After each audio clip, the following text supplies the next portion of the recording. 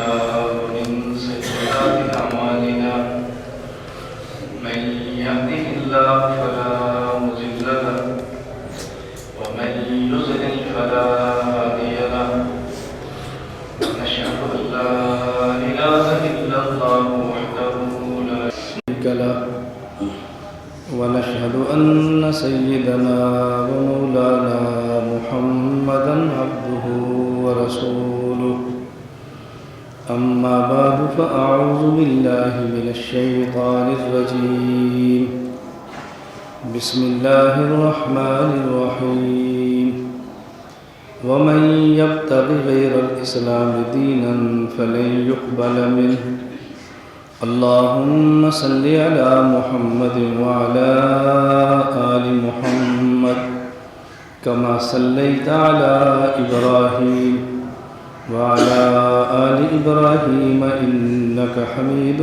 مجيد اللهم بارك على محمد وعلى آل محمد كما باركت على إبراهيم وعلى آل إبراهيم إنك حميد مجيد اللہ رب العزت نے حضور اکرم صلی اللہ علیہ وسلم کے واسطہ سے ہمیں دین عطا فرمایا جو دین اسلام ہے۔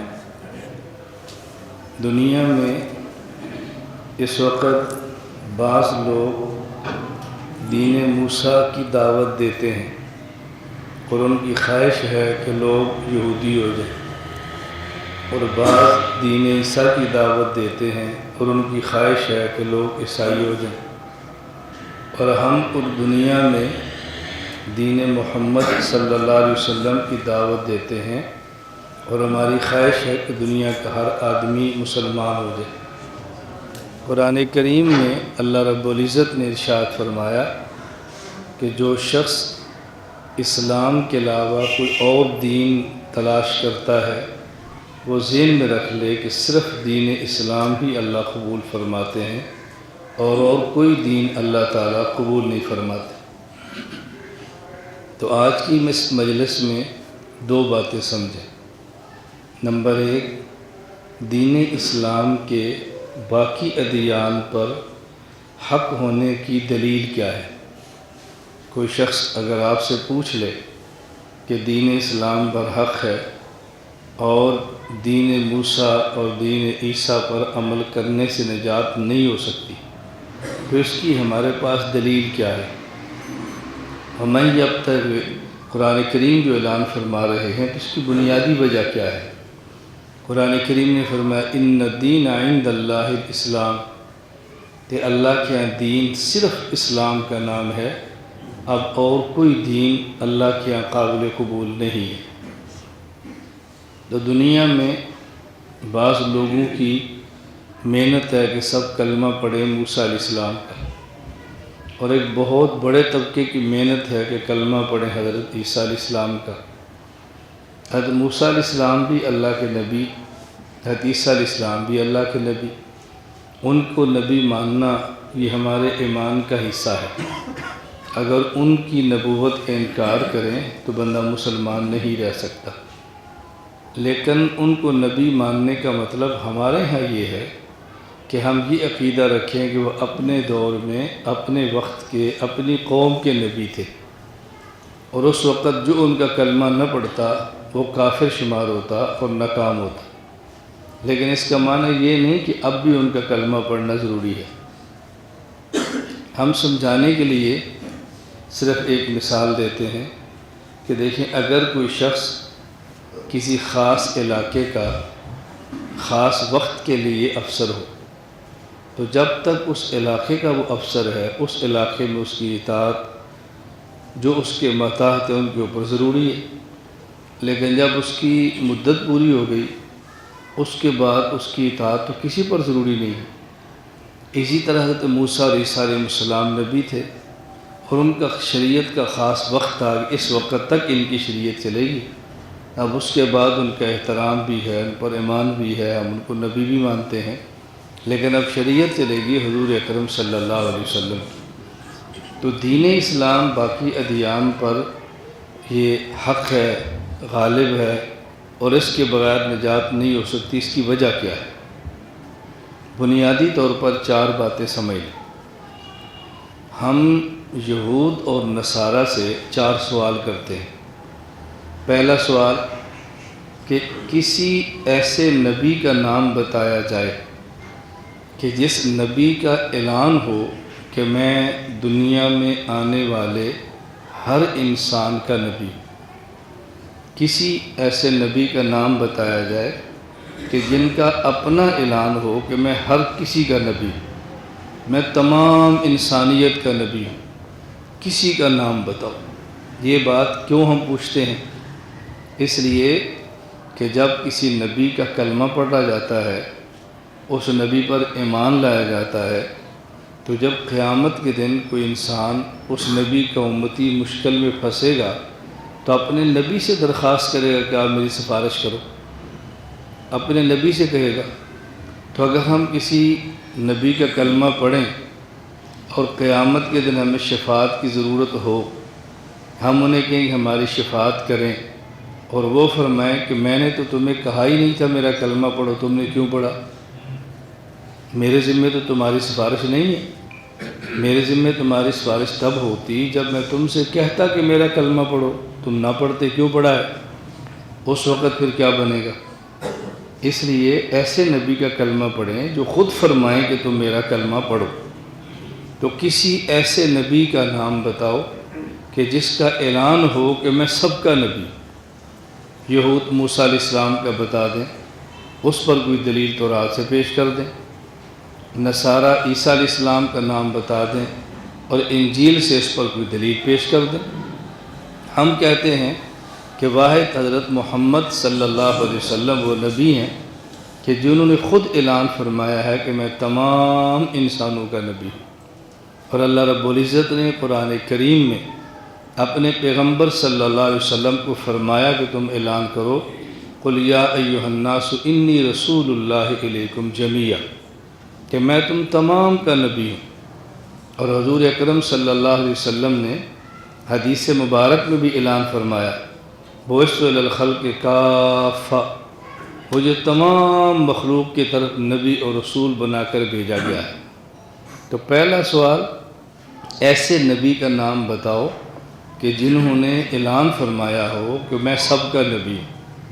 حضرت محمد صلی اللہ علیہ وسلم کے علاوہ کسی اور نبی کا نام نہیں لیا جا سکتا جن کا اعلان ہو کہ وہ سب کے نبی۔ نمبر 2، ایسے نبی کا نام بتاؤ کہ جن کا یہ اعلان ہو کہ میں آخری نبی ہوں، لہذا سب میرا کلمہ پڑھ لیں۔ یہ کیوں ضروری ہے؟ ہم کسی نبی کا کلمہ پڑھ لیں اور اس کے بعد کوئی اور نبی آ جائے، اب کیا کریں؟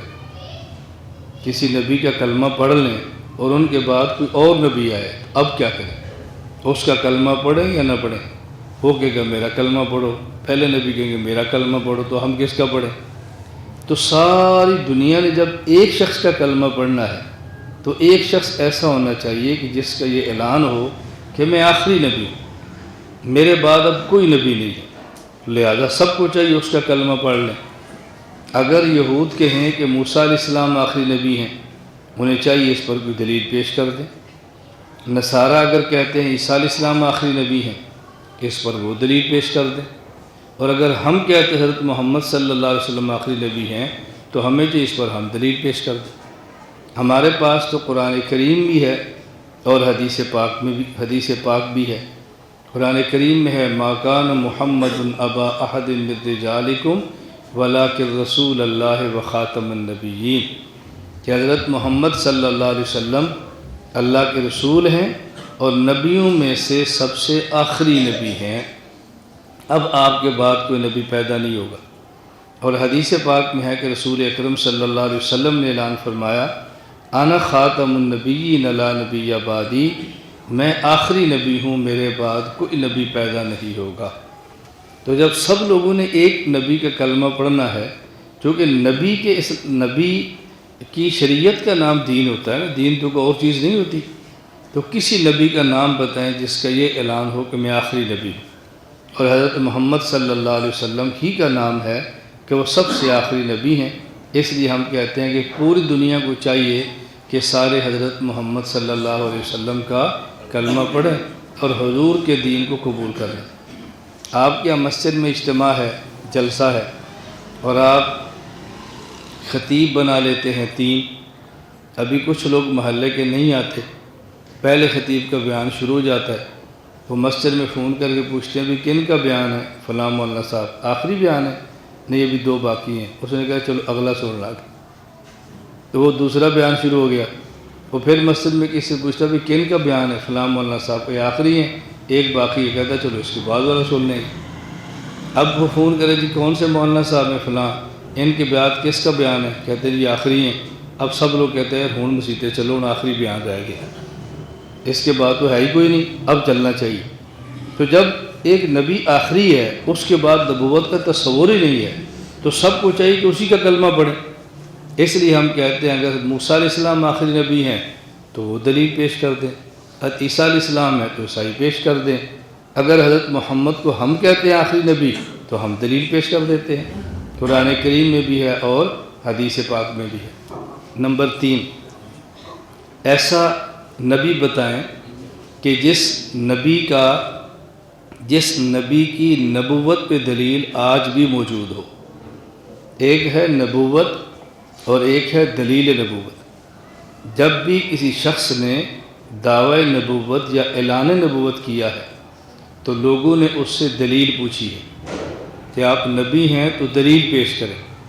نبی اپنی نبوت پر پھر دلیل پیش کرتا ہے، جس کو شریعت میں معجزہ کہتے ہیں، کہ اپنی نبوت پہ دلیل پیش کریں، اسے شریعت میں معجزہ کہتے ہیں۔ تو معجزہ ہے دلیل نبوت۔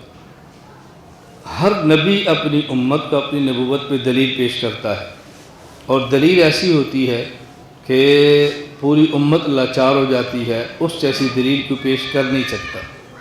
معروف ہے چونکہ حضرت موسیٰ، عیسیٰ اور حضرت محمد صلی اللہ علیہ وسلم کی بات چل رہی ہے، اس لیے میں تینوں کی بات کرتا ہوں، کیونکہ دنیا میں اب کوئی شخص ایسا نہیں ہے جو یہ کہے کہ نوح علیہ السلام کا کلمہ پڑھو، نہ ہی کوئی ایسا جو کہ ابراہیم علیہ السلام کا کلمہ پڑھو۔ دنیا میں جھگڑا اختلاف تو 3 کا ہی ہو رہا ہے نا، یا یہود یا عیسائی اور یا مسلمان۔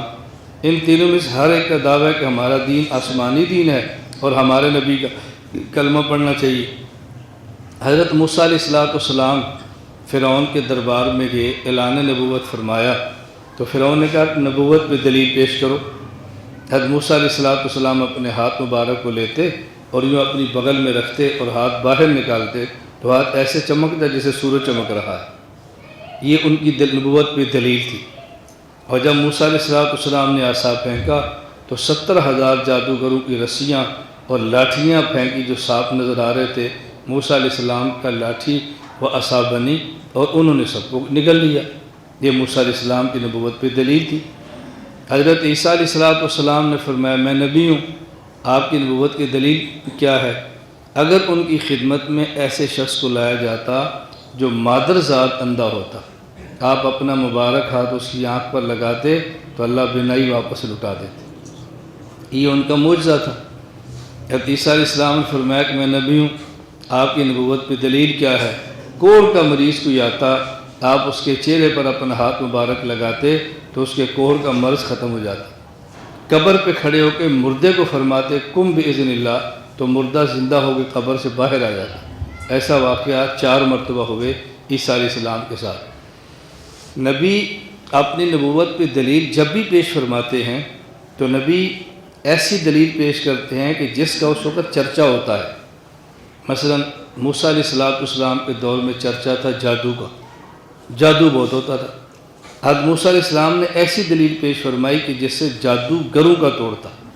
ایک شعبدہ باز جو شعبدے کرتے ہیں، تو نبی کا جو یہ معجزہ ہے یہ شعبدہ ہے۔ جادوگر تو ایک سے بڑھ کر ایک ہوتا ہے، تو اس لیے موسیٰ علیہ السلام سے آگے کوئی نکل ہی نہیں سکا، تو پتہ چلا کہ یہ جادوگر نہیں ہے، یہ اللہ کی طرف سے نبی ہے۔ حضرت عیسیٰ علیہ السلام کے دور میں چرچا تھا طب کا، حکمت کا بہت عروج تھا۔ اب کوئی بھی حکیم علاج کرے، آنکھ بہتی ہو تو ٹھیک کرے، آنکھ کا آپریشن کرے، بینائی کے لیے موتیا اترایا تو علاج کر دے، لیکن نبینے کو بینا کرے یہ حکمت میں نہیں ہے کہ مادر ذات اندھا ہو اور اس کا علاج کرے اور بینائی لوٹائے۔ عیسیٰ علیہ السلام کو معجزہ تھا کہ مادر ذات اندھے کی آنکھ پر ہاتھ مبارک لگاتے تو بینائی آ جاتی۔ اس کا معنی تھا کہ حکمت نہیں ہے، یہ معجزہ ہے۔ پھر حکیم کیا کر سکتا ہے؟ میں اسباب کی بات کر رہا ہوں۔ ایک آدمی بیمار ہے، لیٹا ہوا ہے، حکیم اس کو دوائی دے، اللہ اس کو شفا دے دے، لیکن مر جائے اور حکمت سے ٹھیک دوبارہ زندہ ہو جائے، ایسے کبھی نہیں ہوتا۔ تو حضرت عیسیٰ علیہ السلام مردے کو فرماتے کم باذن اللہ، اور مردہ زندہ ہو جاتا۔ تو حضرت عیسیٰ علیہ السلام کا معجزہ ایسا تھا کہ جس نے طبیبوں کو لاچار کر دیا اور پتہ چلا کہ یہ انسانی حکمت نہیں ہے، یہ اللہ کی طرف سے معجزہ ہے۔ تو تیسری بات ہم کہتے ہیں کوئی ایسا نبی بتائیں کہ جس نبی کی نبوت پر دلیل آج بھی ہو۔ اگر یہود پوری دنیا سے کہیں موسیٰ علیہ السلام کو نبی مان کر کلمہ پڑھ لو، اور کوئی بندہ ان سے کہے کہ ہم موسیٰ علیہ السلام کو نبی مانتے ہیں لیکن ان کی نبوت پہ دلیل پیش کرو، یہود کہیں گے عصا، تو ہم کہیں گے عصا کدھر ہے؟ عصا ترکی میں ہے، میں نے دیکھا ہے استنبول میں، وہاں عجائب گھر بھی موجود ہے۔ جی یہ عصا ہے، موسیٰ علیہ السلام کی دلیل ہے۔ اچھا اس کو پھینکو بنے سانپ، تو پھر دلیل کیسے بنے گی؟ کوئی بندہ کہتا ہے کہ یہ تو عصا ہے ہی نہیں جو آپ کہتے تھے۔ یہ تو تاریخی باتیں ہیں نا۔ یہ موسیٰ علیہ السلام کو معجزہ تھا، ہاتھ ایسے کرتے تو سمندر کا وہ سورج سے زیادہ چمکتا۔ اچھا اب لاؤ ہاتھ کدھر ہے؟ آپ کیسے دلیل پیش کرو گے؟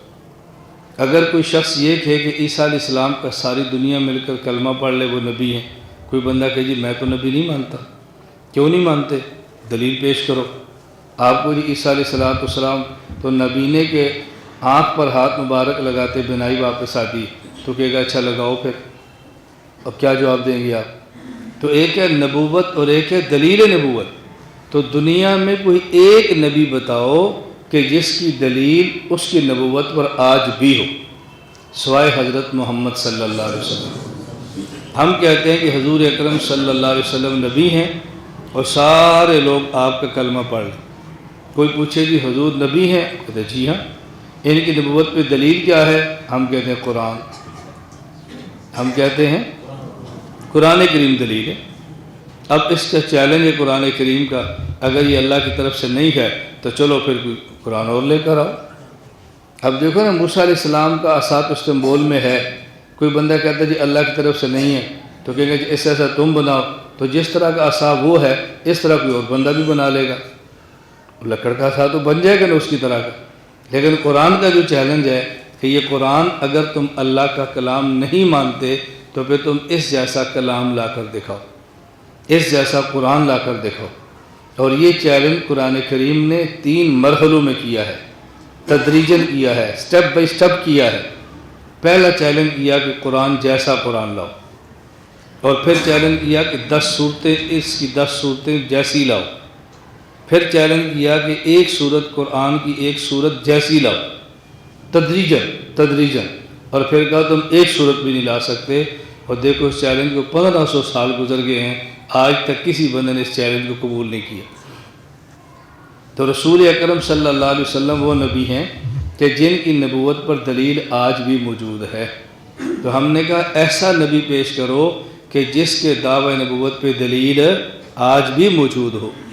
حضور اکرم صلی اللہ علیہ وسلم کے معجزات تو بہت زیادہ ہیں، دلائل نبوت تو بہت زیادہ ہیں، لیکن یہ ایسی دلیل ہے جو ہر کسی کو نظر آ رہی ہے، ہر کسی کے سامنے ہے۔ ویسے رسول اکرم صلی اللہ علیہ وسلم کی نبوت پہ دلیل ایک اور بھی ہے، لیکن ہم وہ چیلنج ہر کسی کو دکھا نہیں سکتے۔ وہ کون سی ہے؟ کہ جو لوگ حج پہ جاتے ہیں اور شیطان کو کنکریاں مارتے ہیں، ان کا حج قبول ہو جائے تو کنکریاں اٹھانی نہیں پڑتی، خود بخود اٹھ جاتی ہیں۔ اور جن کی کنکریاں رہ جاتی ہیں یہ وہ لوگ ہیں کہ جن کا حج قبول نہیں ہوتا۔ یہ معرف القرآن میں حضرت مولانا مفتی محمد شفیع صاحب رحمۃ اللہ علیہ نے لکھا ہے، لیکن اس پر ہم کسی سے بحث تو نہیں کر سکتے نا، کس کا قبول ہے کس کا نہیں، کس کی کنکری اٹھی ہے کس کی نہیں ہے، اس پر ہم کیسے کسی سے بحث کر سکتے ہیں؟ تو قرآن کریم ایسا معجزہ ہے کہ جس کی تحدی اور چیلنج خود اللہ نے قرآن کریم میں کیا ہے۔ تو قرآن کریم یہ اللہ کا کلام ہے، انسان کا کلام نہیں ہے، یہ بشر کا کلام نہیں ہے، خالق بشر کا کلام ہے۔ اچھا، اس پر بھی ذہن نشین فرما لیں کہ اگر کوئی بندہ یہ کہے کہ دیکھو یہ قرآن اللہ کا کلام ہے، اس پر دلیل کیا ہے؟ قرآن نے دلیل یہ پیش کی ہے، اگر یہ اللہ کا نہیں ہے تو اس جیسا قرآن تم لاؤ۔ یہ دلیل کیوں پیش کی ہے اور کیسے پیش کی ہے، اس دلیل کو اچھی طرح سمجھ لیں۔ دنیا میں اس بات کی پہچان کیسے ہو کہ یہ چیز انسان نے بنائی ہے یا اللہ نے بنائی ہے؟ اس کی پہچان کیا ہے کہ یہ چیز اللہ نے بنائی ہے اور یہ چیز انسان نے بنائی ہے؟ جس جیسی چیز انسان بنا سکے تو یہ دلیل ہے کہ یہ چیز بھی انسان نے بنائی، اور جس جیسی چیز انسان نہ بنا سکے اس کا مطلب ہے یہ چیز بھی انسان نے نہیں بنائی۔ اب دیکھیں، ایک میرا سر ہے اور ایک میرے سر پہ پگڑی ہے، دنیا کے 1 کروڑ بندے جمع ہو جائیں تو میرے سر جیسا سر نہیں بنا سکتے۔ اس کا معنی کہ یہ سر بھی اللہ نے بنایا ہے، اور دنیا میں ایک بندہ آ جائے تو میری پگڑی جیسی 1 کروڑ پگڑی بنا لے گا۔ اس کا معنی ہے کہ پگڑی اللہ نے نہیں بنائی، پگڑی انسان نے بنائی۔ اب دیکھو، ایک ہے یہ مطلب ہاتھ ہے، ایک ہے ہاتھ کے اندر یہ ہماری گھڑی۔ اب اس ہاتھ جیسا ہاتھ 1 کروڑ بندہ جمع ہو جائے تب بھی نہیں بنا سکتا، اور جو میں نے گھڑی پہنی ہے اس جیسی 1 کروڑ گھڑی ایک بندہ ہی بنا لے گا۔ اس کا معنی کہ ہاتھ تو اللہ نے بنایا ہے اور یہ گھڑی انسان نے بنائی ہے۔ ایک ہے آنکھ، ایک ہے آنکھ پر چشمہ۔ آنکھ جیسی آنکھ 1 کروڑ بندہ مل کر نہیں بنا سکتا، اور آنکھ کا جو چشمہ ہے اس جیسا 1 کروڑ چشمہ ایک بندہ بنا سکتا ہے۔ تو میں سمجھا رہا ہوں کہ دلیل سمجھیں کہ اللہ نے جو دلیل دی ہے یہ دلیل بنتی کیسے ہے۔ صرف جذباتی باتیں تو نہیں ہوتی نا، بات تو سمجھنی چاہیے۔ تو قرآن کریم یہ اللہ کا کلام ہے، اللہ نے کیا فرمایا؟ اگر یہ قرآن اللہ کا کلام نہیں ہے تو اس جیسا تم بھی بناؤ۔ تو اس چیز کیوں فرمایا؟ یہ عقلی ضابطہ سمجھایا ہے کہ جس چیز جیسی چیز انسان بنا لیں اس کا معنی کہ یہ چیز بھی انسان نے بنائی، اور جس جیسی چیز انسان نہ بنا سکے اس کا معنی کہ یہ چیز بھی انسان نے نہیں بنائی۔ تو اللہ نے فرمایا کہ تم قرآن جیسا پھر قرآن لاؤ، اس جیسی تم کتاب لاؤ۔ اگر نہ لا سکو تو سمجھو گے کہ یہ قرآن بھی اللہ کی کتاب ہے، اور اگر اس جیسی لے آؤ تو اس کا مطلب ہے کہ یہ قرآن بھی اللہ کا نہیں، یہ بھی پھر انسان کا کلام ہے۔ تو میں نے کہا نمبر 3 بات کیا ہے کہ کوئی ایسا نبی بتاؤ جس نبی کے دعوی نبوت پر دلیل آج بھی موجود ہو۔ حضور اکرم صلی اللہ علیہ وسلم نے جب دعوی نبوت فرمایا تو آپ کے دعوی نبوت پر بہت دلائل ہیں۔ اس پر مستقل الخصائص کے نام سے علماء نے کتابیں لکھی ہیں جس میں رسول اکرم صلی اللہ علیہ وسلم کے معجزات کو جمع فرمایا ہے۔ کسی نبی کا 1 معجزہ ہے، کسی کے 2 ہیں، کسی کے 10 ہیں، اور ہمارے پیغمبر کے ہزاروں معجزات ہیں۔ کچھ کا ذکر قرآن کریم میں ہے، کچھ کا ذکر حدیث پاک میں ہے۔ حضرت میں ایک صرف معجزہ پیش کرتا ہوں حضور پر ایمان لانے والے سب سے پہلے آدمی کے بارے میں۔ نبی کریم صلی اللہ علیہ وسلم کا سب سے پہلے کلمہ کس نے پڑھا؟ حضرت ابو بکر صدیق رضی اللہ تعالیٰ۔ اچھا، یہاں بھی سمجھنے کہ روایات مختلف ہیں۔ بعض روایات میں ہے کہ سب سے پہلے آپ کا کلمہ حضرت خدیجہ نے پڑھا، بعض روایات میں سب سے پہلے آپ کا کلمہ حضرت علی نے پڑھا، بعض روایات میں سب سے پہلے آپ کا کلمہ زید بن حارثہ نے پڑھا جو آپ کے منہ بولے بیٹے تھے نا۔ حضرت خدیجہ سنا نا آپ نے واقعہ، حضرت رضی اللہ تعالیٰ عنہ کسی نے قافلہ تھا ان کو اغوا کر لیا، مکہ میں آ کر بیچ دیا، حضرت خدیجہ نے خریدا، حضور کی خدمت میں پیش کر دیا، بعد میں حضور نے ان کو منہ بولا بیٹا بنا لیا۔ جب ان کے خاندان کو پتہ چلا تلاش کرتے مکہ پہنچے اور کہا جی ہم لینے کے لیے آئے ہیں، تو بتاؤ کتنے پیسے لینے ہیں؟ حضور پاک نے فرمایا پیسے تو میں نہیں لیتا، اگر یہ تیار ہے تو اس کو لے جاؤ، لے جاؤ، میں نے تو نہیں خریدا، مجھے تو ہدیہ بھی ملا ہے۔ تو حضرت زید کو خاندان نے سمجھایا، فرمایا میں نے نہیں جانا۔ انہوں نے کہا زید دیکھو تم آزاد باپ کے بیٹے ہو اور یہاں غلامی میں کیسے رہو گے؟ انہوں نے کہا میں حضور کی غلامی کو آزادی پر ترجیح دیتا ہوں، میں زندگی بھر غلامی گزار لوں گا لیکن میں حضور کو نہیں چھوڑ سکتا۔ تو زید نہیں گئے۔ اس کے بعد پھر ان کا نام زید بن حارثہ کے بجائے زید بن محمد ہو گیا۔ منہ بولے بیٹے، منہ بولے۔ اور یہ یاد رکھ لیں، اب بھی کسی کو منہ بولا بیٹا بنائیں تو اس کا نام اس کے باپ کے ساتھ چلانا چاہیے، اپنے نام کے ساتھ کبھی نہ چلائیں۔ کبھی لوگ بیٹا منہ بولا بنا لیتے ہیں، بیٹی پالک لے لیتے ہیں، تو پھر شناختی کارڈ میں نام اپنا لکھواتے ہیں، ایسا جائز نہیں ہے۔ قرآن کریم میں ادعوہم لآبائہم، زید بن محمد اس وقت تک کہا جب تک یہ قرآن کا حکم نہیں آیا تھا ادعوہم لآبائہم کہ ان کے باپ کے نام سے پکارو۔ جب یہ آیت اتر گئی کہ منہ بولے بیٹے کو اس کے والد کے نام سے پکارو، تو پھر زید بن محمد نہیں، پھر زید بن حارثہ کہا جانے لگا۔ ہمیں بس اوقات اتنی بڑی غلط فہمی ہوتی ہے، اتنی بڑی غلط فہمی ہوتی ہے، اللہ تعالی ہم سب کی حفاظت فرمائے۔ کبھی اتنی بڑی غلط فہمی ہوتی ہے کہ اب ایک ایک بندے کو تو سمجھا نہیں سکتے نا، کہ کیسے سمجھائیں۔ ہم بس اوقات رسول اکرم صلی اللہ علیہ وسلم کی زندگی کا وہ پہلو سن لیتے ہیں جو پہلے کا ہوتا ہے، اور وہ نہیں سنتے جو بعد کا ہوتا ہے۔ تو ہم کہتے ہیں حضور پاک نے تو ایسے کیا تھا، دیکھو حضور کا عمل نہیں ہے۔ بھئی سوال یہ ہے اس عمل کو اللہ نے باقی رکھا ہے یا اس عمل کو ختم کر دیا؟ جب اس عمل کو اللہ نے ختم کر دیا تو ہم کون ہوتے ہیں اس عمل کو بطور دلیل پیش کرنے کے؟ یہ بات سمجھ آ گئی؟ اب دیکھو مدینہ منورہ میں عبداللہ بن ابی ابن سلول منافقین کا سردار تھا، مر گیا۔ اس کا جنازہ رسول اکرم صلی اللہ علیہ وسلم نے پڑھایا۔ اب اس کو دیکھ کر آپ یہ ذہن بنا لیں کہ منافق کا جنازہ پڑھنا جائز ہے، کافر کا جنازہ پڑھنا جائز ہے کیونکہ حضور پاک نے پڑھا تھا، یہ کبھی ذہن نہ بنانا۔ کیوں؟ جب اللہ کے نبی نے پڑھا ابھی حکم نازل نہیں ہوا تھا نا، ابھی حکم نہیں تھا کہ کافر کا جنازہ پڑھنا یا نہیں، آپ نے پڑھ لیا، ہمدردی میں پڑھا۔ قرآن کی آیت اتری وَلَا تُصَلِّ عَلَىٰ أَحَدٍ مِّنْهُمْ مَاتَ أَبَدًا وَلَا تَقُمْ عَلَىٰ قَبْرِهِ۔ میرے پیغمبر آئندہ مسئلہ یاد رکھ لو، کوئی کافر فوت ہو جائے تو آپ نے اس کا جنازہ نہیں پڑھنا۔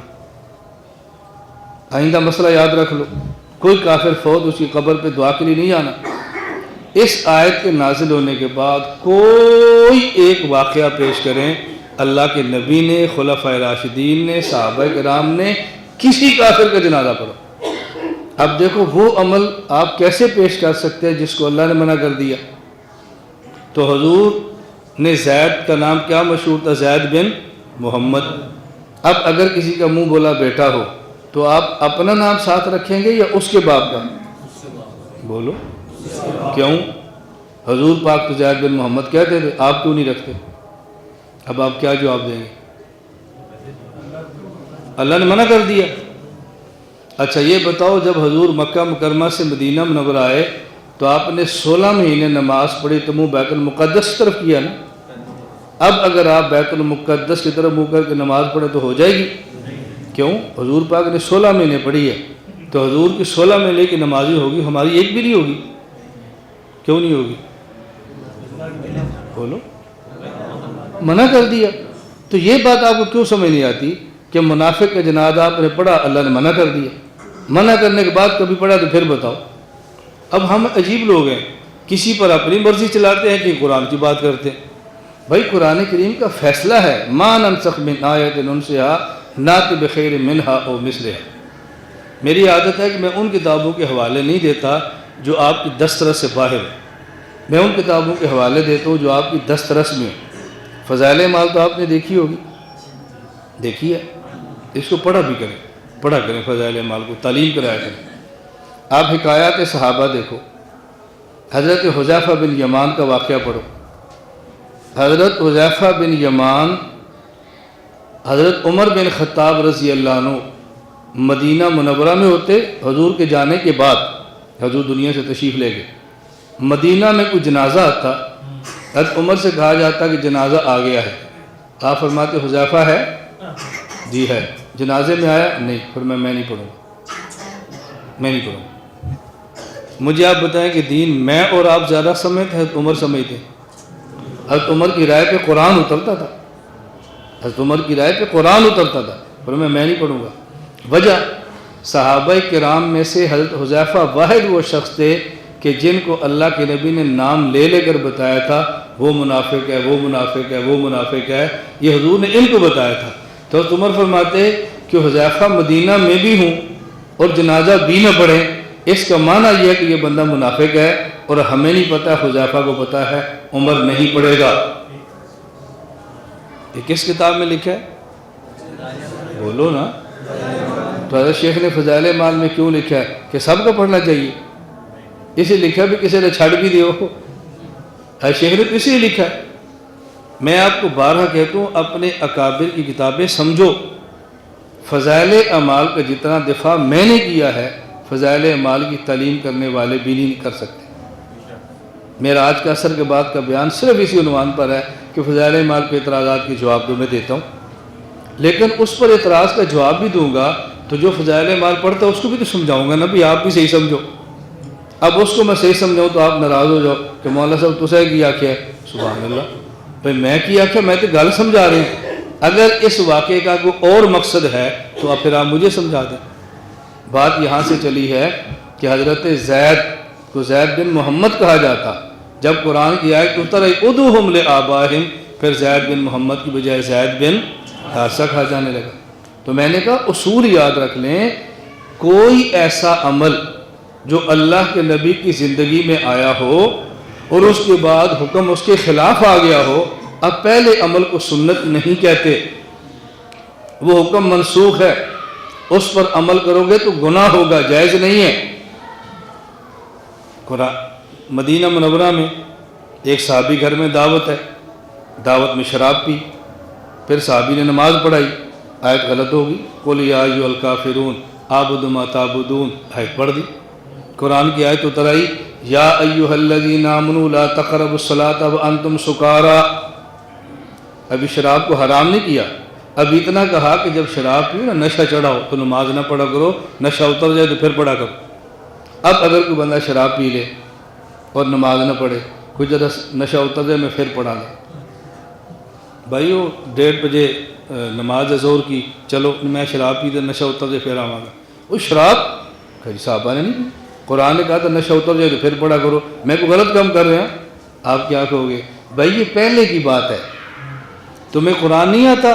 قرآن میں کیا ہے؟ یا ایھا الذین آمنوا انما الخمر والانصاب والمیسر والازلام رجس من عمل الشیطان۔ قرآن نے کہا یہ شراب پینا یہ نجاست ہے، بچو۔ آپ کو پی سکتا ہے؟ کوئی صحابہ نے تو پی تھی، تسی کون ہوندے ہو؟ اتنے سخت مولوی، اتنا سینہ تنگ، کچھ گنجائش نکالو۔ کیسے نکال سکتے ہیں گنجائش؟ جب تک اللہ نے نکالی ہم بھی نکالتے ہیں، جب اللہ نے گنجائش ختم کر دی کیسے نکالیں؟ اللہ کے لیے دین کو سمجھو۔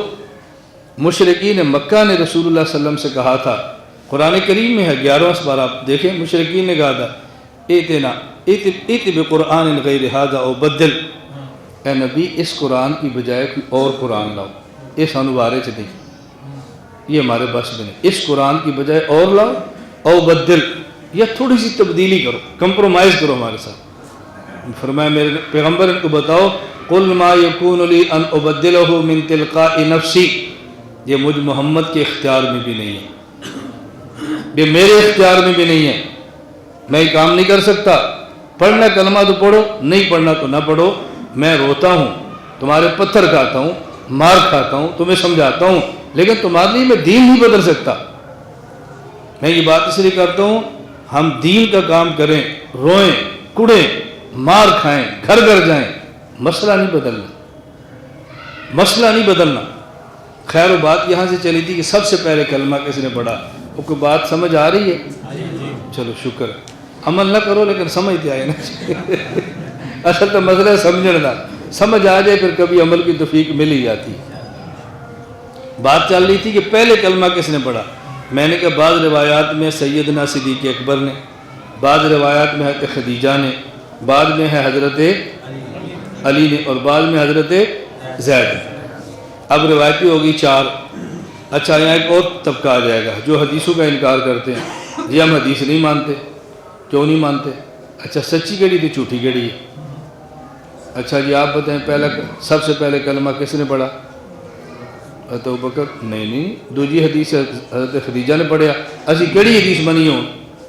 دیکھو لوگ آ جاتے ہیں نا میدان میں، اب یہاں سے لوگ حدیث کا انکار کرتے ہیں، ایک حدیث میں یہ ہے، ایک میں یہ ہے، ایک میں یہ ہے، ایک میں یہ ہے، کنوں سچا کی تو کنوں جھوٹا کیے، لہذا سی مندے ہی نہیں چل۔ حضرت امام اعظم ابو حنیفہ نعمان بن ثابت، اللہ ان کی قبر پہ اربوں رحمت نازل فرمائے۔ اے کاش اللہ اس امت کو قدر کی توفیق عطا فرمائے۔ کتنا بڑا وہ انسان تھا، کتنا بڑا وہ انسان تھا، اللہ قدر کی توفیق عطا۔ حضرت امام اعظم حنیفہ رحمۃ اللہ علیہ کی مبارک عادت یہ تھی، اگر کسی مسئلے پر کئی حدیثیں آ جائیں نا تو مطلب ایسا بیان کرتے تھے کہ کسی حدیث میں بھی توڑ نہ ہو، یعنی ایسے لگے کہ سب حدیثیں ٹھیک ہیں، کوئی اختلاف ہے ہی نہیں۔ حضرت امام صلی رحمۃ اللہ علیہ فرماتے تھے، توجہ رکھنا، فرماتے ہیں ان 4 روایات کا مطلب یہ ہے، اگر کوئی آپ سے پوچھے کہ عورتوں میں سے کلمہ سب سے پہلے کس نے پڑھا تو جواب، بچوں میں سے سب سے پہلے کس نے پڑھا، غلاموں میں سب سے پہلے کس نے پڑھا، زید، اور بڑوں میں سب سے پہلے کس نے پڑھا، کوئی اختلاف ہوا، ختم۔ یہ تھے امام اعظم ابو حنیفہ، دیکھو کیا خدا نے دماغ دیا، یہ تھے امام اعظم ابو حنیفہ رحمۃ اللہ علیہ، مسئلہ ہی حل ہو گیا۔ اب یہ کہنا کہ امام حنیفہ کو حدیث نہیں آتی، عجیب بات ہے، وہ آتی ہے تو مطلب بیان کر رہے ہیں نا، اگر آتی ہی نہ تو جوڑ کیسے پیدا کرتے۔ آپ تبلیغ میں جائیں، اللہ سب کو توفیق عطا فرمائے۔ میں تو اکثر کہتا ہوں کہ اپنے بچوں کو عالم بناؤ، بچوں کو عالم بناؤ۔ آپ کی عمر بڑی ہو گئی ہے، اب آپ عالم نہیں بن سکتے تو اب تھوڑا تھوڑا وقت جماعت میں لگا لیا کرو، کبھی سے روزہ، کبھی عشرہ، کبھی 40 دن۔ میں زیادہ زور تا نہیں دینا کہ میں آپ زیادہ نہیں لانا، بندہ انہی گل کرے جہاں دوسرے خود تے عمل کرے۔ تسی بھی نہیں پوچھو کنے چلے نے، میں کہنا ایک بھی نہیں، سانو کیوں آنا، اس وقت میں اپنی بھی گنجائش رکھ لیتے ہیں، تھوڑا تھوڑا لا لو۔ بعض ہوتے ہیں نا مولوی صاحب تو آپ تلائے نہیں، سانو کیوں آنا پیا۔ ہماری تو خیر اللہ کا شکر ہے مصروفیات اتنی ہیں۔ میں بھی رائے گڑھ میں تھا، مولانا احسان صاحب دامت برکاتہم گیا تو مجھے فرماتے چلا لگایا ہے، میں نے کہا نہیں۔ فرمایا کیوں؟ میں نے کہا میرے کچھ مسائل ہیں۔ کہا مالی مسئلہ ہے؟ میں نے کہا جی اللہ کا شکر ہے مالی مسئلہ تو کوئی نہیں ہے۔ پھر کیا مسائل ہے؟ میں نے کہا جی آپ سرگودہ مرکز والوں سے پوچھو، آپ کو تفصیل سے بتا دیں گے۔ میرا سب سے بڑا مسئلہ یہ ہے کہ میں کسی مسجد میں رات کو نہیں سو سکتا، میرا کام اتنا زیادہ ہے باطل فرقوں کے رد میں کہ میری حفاظت مسجد میں نہیں ہوتی۔ میں اپنی گڈی تے جاواں، خادم میرے نال ہون، رہائش میری گھر وچ ہوئے، صرف بیان کرو پھر مینوں گھر رکھ لو تے بے شک سال لوا لو۔ اور یہ خواص میں ترتیب چلتی ہے کہ نہیں؟ بولو۔ ہمارے پاس ہو سرگودہ کے جو ہمارا بہت پیار ہے ماشاءاللہ، علماء تشریف لائے تو ویسے کہتے ہیں مولانا صاحب تھوڑی کو سال کی ترتیب نہ لائیے۔ میں کہ لا لو، میں کو منع کرنا بھائی سال کی ترتیب میری یہ ہوگی اس ترتیب پر۔ تو ساتھ میرے بھائی بیٹھے ہوئے تھے تو میں نے کہا میں تو دیکھو آپ کے بھی ترتیب ہوتی ہے، کتنی جماعتیں آتی ہیں جن کے برتن بھی نہیں کھلتے اور بعضوں کو ہر وقت دھونے پڑتے ہیں۔ ساتھ بھائی بیٹھا تھا، اس نے کہا جی کئی جماعتیں تو کھلتے نہیں تو کئی جماعتوں کو پانڈے ہوتے ہی نہیں۔ بھائی جان نے اس جماعت کو پانڈے ہوتے نہیں، خاص تو بھی خاص جماعت وہ رکھ لو۔ یہ تو محبت کی باتیں آپس میں ہوتی ہے نا۔ اللہ اس کام کو دنیا میں عام فرمائے، اللہ قبول فرمائے، اللہ مزید ترقیات عطا فرمائے۔ اپنے کام پر خوش ہونا چاہیے، خوش ہونا چاہیے۔ اپنا کوئی بندہ کسی بات پر سمجھائے نا، اس کو مخالف نہ سمجھا کر بھی ہمارا مخالف ہے۔ آپ اپنے بیٹے کو فیس بھی دیتے ہیں، گاڑی بھی دیتے ہیں، سکول بھی داخل کراتے ہیں، خرچہ بھی دیتے ہیں اور تھوڑی سی کوتاہی پر ڈانٹتے بھی ہیں، پتر آئی نہ کریا کر۔ وہ کہ ابا تو میرا مخالف ہے؟ پتر مخالف ہوتا تو اس کالج کلا کیوں؟ مخالف ہوتا تین گڈی کیوں لے کے دینا؟ تیرا مخالف نہیں، تیرے فائدے سے آگنا۔ ہمارے یہاں کیا ہے کہ 20 تعریفیں کر لو، سارے کام سمجھا لو اور چھوٹی سی بات سمجھا دو، مولا صاحب مخالف ہے، آج دیکھو فلانی گالہ کی۔ میں کہ یار سمجھایا ہے، سمجھانے کو مخالف تھوڑی کہتے ہیں۔ خیر اللہ ہم سب کو بات سمجھنے کی توفیق عطا فرمائے۔ تو خیر بات یہ چل رہی تھی کہ سب سے پہلے کلمہ کس نے پڑھا، ذہن میں آ گئی نا بات۔ میں وہ بات ایک سنانے لگا تھا کہ امام اعظم حنیفہ رحمۃ اللہ علیہ کا مزاج کیا تھا۔ مثلا آپ تبلیغ میں جائیں، آپ نماز سیکھیں، نماز کیسے پڑھنی ہے، تو آپ سے کہیں گے بھائی نماز کیسے پڑھنی ہے؟ پہلی بات ہے کہ آپ نے ہاتھ کہاں تک اٹھانے، کہیں گے نا ہاتھ کہاں تک اٹھانے، یعنی تبلیغ والے کیا کہیں بھائی ہاتھ ایسے اٹھاؤ کہ آپ کی ہتھیلیاں کندھوں کے برابر ہو جائیں، یہ انگوٹھا کان کے لو کے برابر ہو جائے اور باقی انگلیاں کان کے برابر، یوں ایسے ہاتھ اٹھاؤ۔ یہ ایسے کیوں کہا؟ امام حنیفہ کو دیکھنا کیوں کہا؟ امام سے فرماتے ہیں بعض احادیث میں ہے کہ اللہ کے نبی نے فرمایا اور اللہ کے نبی کا عمل تھا کہ جب آپ نماز پڑھتے ہاتھ اٹھاتے تو اپنے ہاتھوں کو کندھے کے برابر اٹھاتے۔ اور ایک روایت میں ہے کہ کہ آپ اپنے ہاتھ کو کان کی لو کے برابر اٹھاتے، اور ایک میں ہے کہ کانوں کے برابر اٹھاتے، تو حدیثیں کتنی ہوگی؟ کندھے کے برابر، کان کی لو کے برابر اور کان کے برابر۔ امام سے فرمایا جب تم ہاتھ اٹھایا کرو نا تو ہتھیلیاں کندھے کے برابر ہوں، انگوٹھے کان کی لو کے برابر ہوں، باقی انگلیاں کان کے برابر ہوں، تاکہ تینوں حدیثوں پر عمل ہو جائے۔ کیسی بات فرماتے، اندازہ کرو بھئی آپ نے ہاتھ باندھنے ہیں تو کیسے باندھو؟ فرمایا دائیں ہتھیلی کو بائیں ہتھیلی پہ رکھو، انگوٹھا چھوٹی انگلی سے دائیں ہاتھ کا بائیں گھٹے سے پکڑو، اور یہ 3 انگلیاں کلائی پہ رکھو، ہاتھ ناف کے نیچے باندھو۔ کیوں؟ فرمایا کہ حدیثیں 4 ہیں، حدیثیں 4 ہیں۔ ایک حدیث میں ہے کہ نبی پاک صلی اللہ علیہ وسلم، بخاری میں حضرت فرماتے حضور نے ہمیں فرمایا کہ جب نماز پڑھنی ہے نا تو دائیں ہاتھ کو بائیں سے پکڑنا ہے، اس لیے یہ ان دونوں سے پکڑ لو۔ اور ایک بخاری میں روایت ہے کہ جب نماز پڑھتے ہیں نا صحابہ حضور کے دور میں تو دائیں ہاتھ کو بائیں ہاتھ پر رکھتے، دائیں ہاتھ کو بائیں بازو پہ رکھتے، فرماتے 3 انگلیاں یہ بازو پہ رکھ لو، یہ اس طرح۔ حضرت علی فرماتے ہیں کہ نماز کی سنت میں ہے کہ ہتھیلی پر رکھو، فرمایا بائیں ہاتھ کو دائیں پر رکھ لو۔ اور ایک حدیث میں صحابی کہتے ہیں میں نے دیکھا حضور نماز پڑھا رہے تھے، ہاتھ ناف کے نیچے تھے تو ناف کے نیچے رکھ لو تاکہ 4 حدیثوں پر عمل ہو جائے۔ یعنی ایسا بندہ جس کی خواہش ہے کہ کوئی حدیث بچے نہ، سب پر یہ عمل ہو جائے، کتنی محنت ہے۔ اللہ ہمیں اس بات کی قدر کرنے کی توفیق عطا فرمائے۔ حضرت ابو بکر صدیق رضی اللہ تعالیٰ عنہ، میں دلیل نبوت پہ بات کر رہا تھا، ایک واقعہ سننے لگا۔ حضرت ابو بکر صدیق رضی اللہ تعالیٰ عنہ شام کے، ابھی اعلان نبوت نہیں ہوا، اور آپ نے خواب دیکھا۔ پھر آپ نے عیسائی عالم کے پاس گئے، راہب کے پاس، اپنا خواب بتایا کہ مجھے تعبیر بتاؤ۔ عیسائی عالم نے کہا کہ مکہ میں ایک شخص پیدا ہوگا جس کا نام ہوگا محمد، وہ نبوت کا اعلان کرے گا اور تم اس کی زندگی میں اس کے وزیر ہوگے اور اس کے مرنے کے بعد اس کے جانشین ہوں گے۔ ابو بکر صدیق نے خواب سن لیا اور کسی بندے کو نہیں بتایا سوائے اس عیسائی۔ مکہ مکرمہ تشریف لائے، اعلان نبوت ہو چکا تھا، حضور نے نبوت کا اعلان کر دیا۔ صدیق اکبر کے کہا مد دلیل علی ما تدعی یا محمد، اے محمد آپ نے دعوی نبوت کی، اس پر آپ کے پاس دلیل کیا ہے؟ کیا دلیل؟ حضور نے فرمایا الدلیل علی ما ادعی رؤیاک التی رأیتہ فی الشام، اے صدیق میرے دعوی نبوت پہ دلیل وہ خواب ہے جو تو نے شام میں دیکھی۔ اللہ، فوراً کلمہ پڑھا اشہد ان لا الہ الا اللہ واشہد ان محمدا عبدہ ورسولہ، فوراً کلمہ پڑھا۔ اس پر ایک سوال ذہن میں رکھیں، آپ نے ہمیشہ یہ سنا ہے کہ ہر صحابی نے حضور کا کلمہ پڑھا دلیل مانگ کے، اور صدیق نے کلمہ پڑھا، اور میں کیا سنا رہا ہوں؟ اب یا میں غلط کہتا ہوں یا علماء غلط کہتے ہیں، اب کیا کریں؟ آپ نے پھر پھنس جانا۔ میرا جو کام ہے نا، ہم پھنسوں کو نکالتے ہیں، اس لیے ہمارا جمعہ بیان ہمیشہ وہاں پر ہوتا ہے، جو بندہ پھنسے نا جی مولانا صاحب نے بلاؤ، اور جی تو نکل جانا پھر کسی اور نے بلاؤ۔ ہمیں تو اس سے غرض ہی نہیں ہے نا، میں تو بات سمجھانے لگا ہوں، بات سمجھنا۔ جو علماء فرماتے ہیں کہ صدیق اکبر نے دلیل نہیں مانگی، بغیر دلیل مانگے کلمہ پڑھا ہے، وہ بھی ٹھیک کہتے ہیں، اور جن نے لکھا ہے کہ دلیل مانگی اور کلمہ پڑھا، وہ بھی ٹھیک کہتے ہیں۔ دونوں میں فرق کیا ہے؟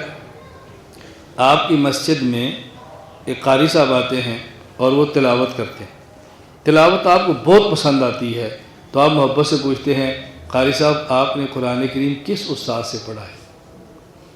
اس کا مطلب سمجھ آ گیا؟ آپ کی مسجد میں قاری صاحب آتے ہیں میری طرح، جس کی آواز اچھی نہیں ہے، اب وہ تلاوت کرے اور آپ کو پسند نہ آئے تو آپ کہتے ہیں قاری صاحب تو قرآن کی تو کوئی پڑھے۔ سمجھ آ گیا؟ سوال تو آپ نے کیا ہے نا، لیکن دونوں سوالوں میں فرق سمجھ آ گیا نا۔ پہلے جو آپ نے پوچھا نا آپ نے قرآن کس سے پڑھا ہے، یہ تھا عقیدت اور محبت والا سوال، اور جی آپ نے دوسرا سوال کیا نا جی آپ نے قرآن کس سے پڑھا ہے، جس مولوی سے آپ کو جھگڑا وہ تیرا استاد کون ہے، تو کیڑے مدرسے سے پڑھا ہے، اور تمہیں سبق کیوں نہیں پڑھایا؟ سوال تو یہ بھی ہو رہا ہے نا، یہ محبت عقیدت والا نہیں ہے۔ یہ جو علماء کہتے ہیں ابو بکر صدیق نے کلمہ پڑھا اور دلیل نہیں مانگی، اس کا معنی تھا کہ حضور سے وہ دلیل نہیں مانگی جو دلیل مخالفت کی ہوتی ہے۔ آپ نبی ہیں تو پھر دلیل پیش کرو پھر نہ، ان نے جو دلیل مانگی ہے نا وہ دلیل محبت والی تھی کہ حضور آپ نے اعلان فرمایا اس پر کوئی دلیل بھی ہے؟ تو جو کہتے ہیں نا نہیں مانگی، اس کا معنی تھا مخالفت کی نہیں مانگی، ضد بازی نہیں مانگی جیسے ابو جہل مانگتا تھا، ایسے نہیں مانگی، بلکہ آپ سے محبت نے سوال کیا ہے، تو اس کو دلیل مانگنا نہیں کہتے۔ خیر میں عرض کر رہا تھا کہ دین کون سا برحق ہے؟ دین اسلام۔ میں اس پر سوال سنا رہا تھا کہ آپ سوال یاد رکھیں، 3 سوال ہو گئے، چوتھا اور آخری سوال۔ یہود کہتے ہیں موسیٰ علیہ السلام کا کلمہ پڑھیں، عیسائی کہتے ہیں عیسیٰ علیہ السلام کو پڑھیں، اور ہم کہتے ہیں حضرت محمد صلی اللہ علیہ وسلم کا کلمہ پڑھیں۔ چوتھا سوال یہ ہے کہ نبی کا کلمہ پڑھا جاتا ہے عمل کرنے کے لیے، زندگی ٹھیک کرنے کے لیے، شریعت پر عمل کے لیے، کلمہ تو اس لیے پڑھتے ہیں۔ کوئی ایک نبی ایسا بتاؤ کہ جس نبی کی تعلیمات اب بھی موجود ہوں۔ ہم کلمہ تو پڑھ لیں گے لیکن ان کی تعلیمات پر عمل کیسے ہوگا؟ چلو ہم کلمہ پڑھ لیتے ہیں موسیٰ علیہ السلام کا، پڑھ لیتے ہیں، اچھا کلمہ پڑھ لیا، اب ہم نے فجر کی نماز پڑھنی ہے، تو بتاؤ موسیٰ علیہ السلام کتنی رکعتیں پڑھتے تھے؟ کہتے ہیں یہ تو رات کوئی نہیں، تو پھر ایسی ان کی کریے۔ چلو عیسیٰ علیہ السلام کا کلمہ پڑھ لیتے ہیں، پڑھ لیا جی، اب بتاؤ میری شادی ہوگی، بیوی کے حقوق کیا ہوتے ہیں؟ وہ جو نہ تو بیاہ ہی نہیں سی ہویا، اچھا پھر اسی کی کریے، بیاہ کرانے چھڑ دیے، کی کریے تھی؟ اب بات سمجھ آ رہی ہے؟ نبی کا کلمہ پڑھا جاتا ہے اس کی شریعت پر عمل کرنے کے لیے۔ کوئی ایک نبی بتاؤ کہ جس کی تعلیمات آج بھی موجود ہوں۔ ہم مسلمان دعویٰ کرتے ہیں کہ ہمارے نبی حضرت محمد صلی اللہ علیہ وسلم کی تعلیمات آج بھی موجود ہیں، تعلیمات آج بھی موجود ہیں۔ لوگ تو کہتے ہیں نماز میں کیسے کھڑا ہونا ہے، رکوع میں کیسے جانا ہے، تسبیحات کیسے پڑھنی ہے، نہیں، ہم کہتے ہیں بیت الخلاء میں کیسے جانا ہے، یہ بھی لکھا ہوا ہے۔ بیت الخلاء جاتی دفعہ کیا پڑھنا ہے یہ بھی لکھا ہوا ہے، اور بیت الخلاء میں جا کر بیٹھنا کیسے ہے یہ تعلیمات بھی موجود ہیں۔ پیغمبر پاک صلی اللہ علیہ وسلم کی زندگی، تو میں نے 4 سوال بتائے، میں نے بات یہاں سے شروع کی تھی، اب جو سب سے آخر میں آئے نا انہوں نے تو میری رعایت نہیں کی، میں ان کی رعایت کر لیتا ہوں۔ میری رعایت یہ تھی کہ آپ شروع میں آتے، میرا پورا بیان سنتے تو آپ کا دل کرتا کہ مولانا صاحب اثر تک تقریر کریں۔ اب چونکہ آئے لیٹ ہے نا، آپ کو پہلی تقریر کا تو پتہ نہیں، تسی جان جا رہے بند یہ چھڑدا کیوں نہیں پیا، یہ مکانا کیوں نہیں پیا، اور جب گفتگو چل رہی ہو نا بندے نے شروع سے سنی ہو، اس کا جی چاہتا ہے گفتگو پوری ہو، یہ بات رہ نہ جائے، یہ مثال رہ نہ جائے، ہم تقریر پوری سنیں۔ میرے بیانات کا تجربہ آج تک یہ ہے کہ جو سب سے پہلے آتے ہیں وہ سب سے بعد میں جاتے ہیں، جو سب سے آخر میں آتے ہیں وہ سب سے جلدی جاتے ہیں۔ عام طور پر ایسے ہی ہوتا ہے، لیکن میری عادت ہے میں وقت زیادہ نہیں لیتا، میں بات پوری وقت پہ ختم کر دیتا ہوں۔ میں نے عرض کیا کہ آج یہ بات چل رہی ہے کہ سارے لوگ کون سا دین قبول کریں۔ یہودی کہتے ہیں دین موسیٰ، عیسائی کہتے ہیں دین عیسیٰ، اور ہم کہتے ہیں دین محمد صلی اللہ علیہ وسلم۔ 4 سوال ذہن نشین فرما لیں۔ نمبر 1، اس نبی کا نام بتائیں جس کا اعلان ہو کہ میں سب کا نبی ہوں۔ نمبر 2، اس نبی کا نام بتائیں کہ جس کا اعلان ہو میں آخری نبی ہوں۔ نمبر 3، اس نبی کا نام بتائیں کہ جس کی نبوت پہ دلیل آج بھی ہو۔ نمبر 4، اس نبی کا نام بتائیں کہ جس کی تعلیمات آج بھی موجود ہوں۔ تو جواب میں کتنے نام آتے ہیں؟ ایک، کیا ہے؟ حضرت محمد صلی اللہ علیہ وسلم۔ ان کے دین کا نام ہے دین اسلام، اس لیے قرآن کریم نے فرمایا وَمَن يَبْتَغِ غَيْرَ الْإِسْلَامِ دِينًا فَلَن يُقْبَلَ مِنْهُ، جو اسلام کے علاوہ دین میرے پاس لائے گا میں اس کا دین قبول نہیں کروں گا۔ اور قبر میں سوال ہوگا من ربک، رب کون ہے؟ ربی اللہ۔ من نبیک، نبی کون ہے تمہارا؟ نبی محمد صلی اللہ علیہ وسلم۔ ما دینک، تمہارا دین کیا ہے؟ کیا جواب دیں گے؟ بولو، دین یا الاسلام۔ اس کو پکاؤ پکاؤ پکاؤ، رٹو اس کو تاکہ قبر میں جا کر یاد رہے، رٹو اس کو۔ اس لیے یہ کہنا چاہیے رضینا باللہ ربا وبالاسلام دینا وبمحمد نبی و رسولہ صلی اللہ علیہ وسلم۔ میں ایک واقعہ سنا کر بات ختم کرتا ہوں۔ آج دنیا میں سناؤں یا بس کروں؟ جڑے اگے بیٹھے تو آتے میں سب تک سناؤں تو صدر ہی اچھلا مسئلہ تو پچھلے آتا ہے جڑے لیٹ ہوتے ہیں۔ مہمان کا تو حق بھی ہوتا ہے نا۔ آپ دفتر سے 4 بجے گھر آتے ہیں، ایک دن 6 بجے آؤ، بیوی پوچھے لیٹ کیوں آئے ہو؟ وہ جی پرونے آ گئے صاحب، تو لڑائی تو نہیں ہوتی نا؟ تو اگر آج 10 منٹ لیٹ چلے بھی لیٹ کیوں آئے ہو؟ وہ جی آج جمعہ مہمان عالم کا تھا، وہ دی وجہ 10 منٹ لیٹ ہو گئی۔ میں صرف ایک واقعہ سنانے لگا ہوں کہ دنیا میں ٹائٹل اچھے ہوتے ہیں، اس کے نیچے غلاظت کتنی ہوتی ہے، اس کو عالم سمجھتے، عام بندہ نہیں سمجھتا۔ آپ جلدی جلدی متاثر نہ ہوا کرو دائیں بائیں سے، جلدی جلدی۔ کوفہ میں یہودیوں نے اکٹھے ہو کے مشورہ کیا کہ بھی مسلمانوں کو گمراہ کرو، اور عنوان کیا دیکھو، عنوان دیکھنا، عنوان یہ رکھو کہ اتحاد بہتر ہے یا اختلاف؟ آپ کیا کہیں گے؟ بولو، اتفاق ہی بہتر ہے نا؟ طاقت اتفاق میں یا اختلاف میں؟ اتفاق۔ یہ سب نے کہا جی بالکل۔ اور اگلی بات انہوں نے کہا دیکھو، اگر حضرت محمد صلی اللہ علیہ وسلم کا کلمہ پڑھیں تو ان کو تو یہودی اور عیسائی نہیں مانتے، اختلاف ہوگا۔ اگر حضرت عیسیٰ کا پڑھیں تو ان کو مسلمان عیسائی تو مانتے ہیں، یہودی نہیں مانتے، پھر بھی اختلاف ہوگا۔ اور اگر ہم سارے موسیٰ کا کلمہ پڑھ لیں، ان کو تو سارے مانتے ہیں، تو امت میں اتفاق تو تب ہوگا جب سارے موسیٰ علیہ السلام کلمہ پڑھیں۔ بتاؤ ٹائٹل کتنا پیارا ہے۔ یہی آج کے دور میں کوئی مذہبی سکالر چینل پہ تھوڑی سی بات کر دینا تو اسی کہنا جی سواد آ گیا۔ میں نے کہا جب سواد آ جائے نا پھر ٹیسٹ بدلنے سے کوئی ساڑا بیان بھی سنیا کرو، پھر دیکھنا سواد ہوتا ہے یا خراب ہوتا ہے۔ آپ غلط دلیل سن لیتے ہیں، صحیح دلیل نہیں سنتے، اور ایک ذہن بنایا ہوتا ہے کہ ہمارے علماء فرقہ وریت پھیلا رہے ہیں۔ فرقہ وریت نہیں ہوتی، ہم فرقہ وریت کو توڑ رہے ہوتے ہیں دلیل کے ساتھ۔ جب انہوں نے بات کی تو ایک دکاندار کے پاس یہی بات جا کر انہوں نے کی، یہ دکانداروں کے پاس آئیں گے، ہمارے پاس نہیں آئیں گے انشاءاللہ۔ کالج میں جائیں گے، ہمارے پاس نہیں آئیں گے۔ یونیورسٹی میں جائیں گے، ہمارے پاس جائیں گے۔ ان کو پتہ ہے کہ ان مولوی نے قابو نہیں آنا۔ تاجر کے پاس گئے، اس دور کے تاجر بہت اچھے تھے، یقین کرو بہت اچھے تھے، بہت اچھے۔ حضرت امام مالک مدینہ میں درس دیتے، یمن کا تاجر، اللہ اکبر۔ اس نے کہا جی حضرت آپ درس حدیث دیا کریں اور روزانہ نیا سوٹ پہنا کریں، آپ نے سوٹ کو دھونا نہیں ہے، 360 سوٹ میرے ذمے ہیں۔ امام مالک ایک مرتبہ جوڑا پہن کے اتارتے، زندگی میں دوبارہ نہیں پہنتے تھے۔ میں کہتا ہوں اللہ ہمیں ایسے تاجر تو بے شک نہ ملیں، لیکن ایسے مل جائیں کہ جڑے ماڑے موٹے ساڑے کپڑے برداشت کر لیں، بس اینا کافی۔ یہ خوش ہو جان بھی مول صاحب دی گڈی ویکن تے خوش ہو جان، کپڑے ویکن تے خوش ہو جان، کار ویکن تے خوش ہو جان، بس اینا ہی کافی۔ ہم نے تو ایسی ترتیب بنائی ہے نا، ساری مسجد دے امام صاحب بہت نیک آدمی نے، 10 سال ہو گئے نے درس دینے، اجے تک سکوٹر تیار ہے۔ انہیں کار کیوں نہیں لینی کہ لوگوں کا کہنا نیک نہیں، انہیں سکوٹر تی رہنا۔ ہمارے استاد بہت نیک ہیں، 30 سال سے بخاری پڑھا رہے ہیں اور ابھی تک پیدل آ رہے ہیں۔ ہمارے مولانا صاحب بہت نیک ہیں، 25 سال سے دین خدمت کر رہے ہیں، اجے تک سائیکل تے چڑھے۔ تو ایک گل تسی مزدوراں دے بارے کیوں نہیں آندے؟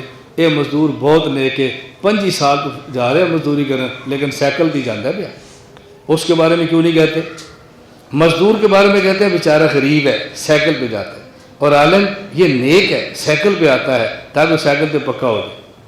کیسی دیکھو چال ہے۔ ہم ان چالوں میں نہیں آتے، ہم گاڑی بھی اچھی رکھتے ہیں، گھر بھی اچھا رکھتے ہیں، کپڑے بھی اچھے پہنتے ہیں، اللہ کا بہت کرم ہے۔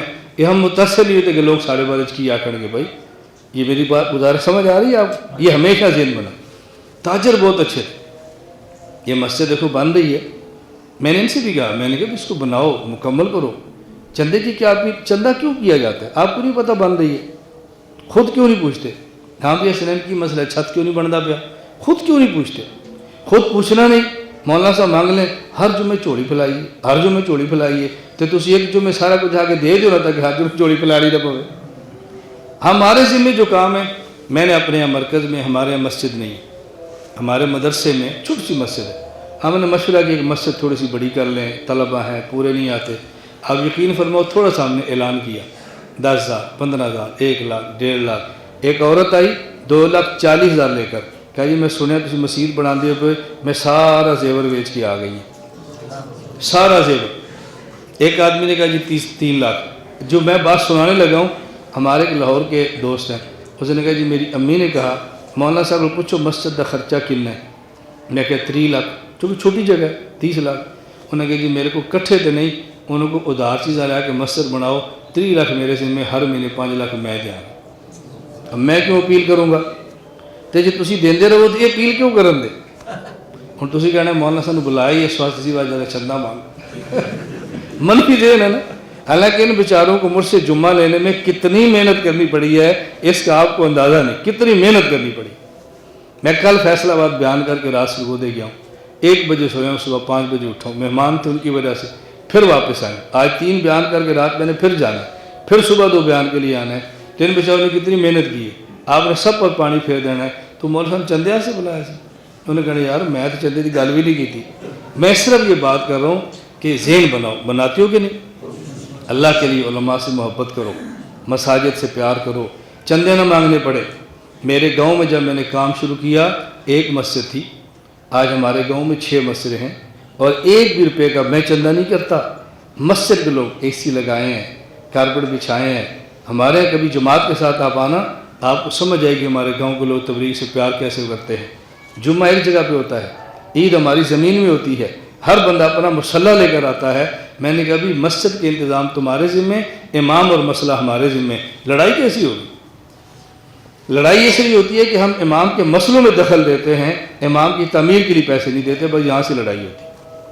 ہمارے یہاں میں خیر آپ کسی کہنا مولوی صاحب کیڑی ذہن سازی شروع کی تھی، ہمارے تو شادی کے لیے آ جائیں، نکاح ہو گیا، ہاں جی امام صاحب دے پیسے کنے دئیے، جتنے مناسب دے دو. ساڑھے والے پاسے 200 دے دے تسی بھی جتنے مناسب سمجھو. اور 200 تو منگنی پر بچی کو نہیں دیتے، باہر گٹر صرف کرنے چوڑے کو نہیں دیتے. اور جس امام نے نکاح کیا ساڑھے والے پاسے تو 200 روپیہ دیں دیں. یہ کھل کے امام کو کیوں نہیں دیتے؟ امام کی گاڑی اچھی ہو جائے گی، امام کا مکان اچھا ہو جائے گا، امام سکھوں میں آ جائے گا. یہ نہیں ہوتا. خیر میں بات ختم کرتا ہوں. تاجر کے پاس گئے، یہ بات اس کو گئی. تاجر سمجھدار تھا، اس نے کہا بھی میں مولانا نہیں ہوں، مجھ سے بات نہ کرو، یہ 7 مدرسہ وہاں جاتے ہیں. اس مدرسے میں گئے کہ یہودیوں نے یہ سوال کیا کہ اس کا جواب چاہیے. کتنے نے پڑھے محتمم صاحب؟ اس مدرسے کے محتمم تھے امام اعظم ابو حنیفہ. کہا جی وہ تو عمرے پر گئے ہیں، اب کیا ہوگا؟ ایک طالب علم کا میں جاتا ہوں. وہ طالب علم ان میں چھوٹا تھا، اس کو لے کر گئے تو یہودیوں نے کہا اس سے چھوٹا کوئی نہیں تھا.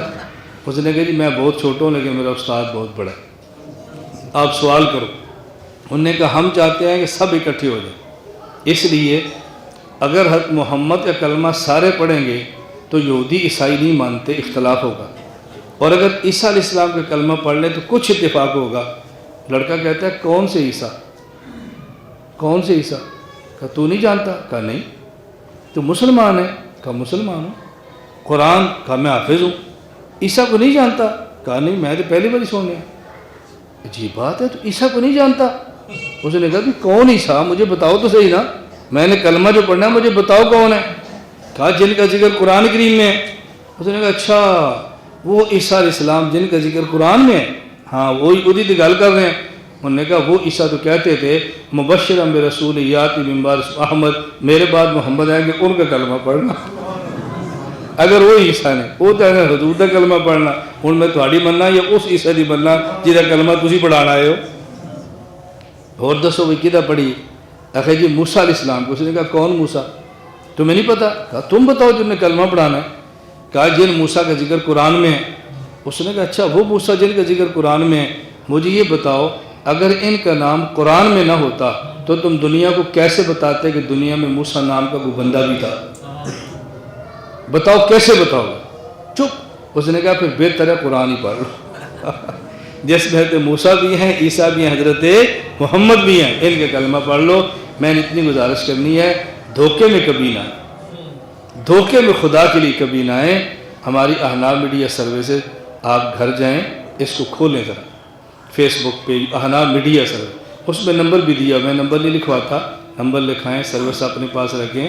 ہر ہفتے میں 2 بیان 5-5 10 منٹ کے آتے ہیں، پابندی سے سنتے رہیں.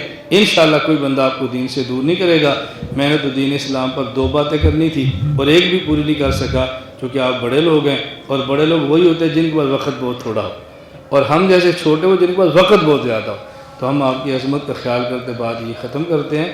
اللہ مجھے اور آپ سب کو دین اسلام پر عمل کی توفیق عطا فرمائے، شریعت پر عمل کی توفیق عطا فرمائے. وآخر دعوانا ان الحمدللہ رب العالمین. لا الہ الا اللہ، لا الہ الا اللہ، لا الہ الا اللہ، ما لنا رب سوا. إله إلا الله لا إله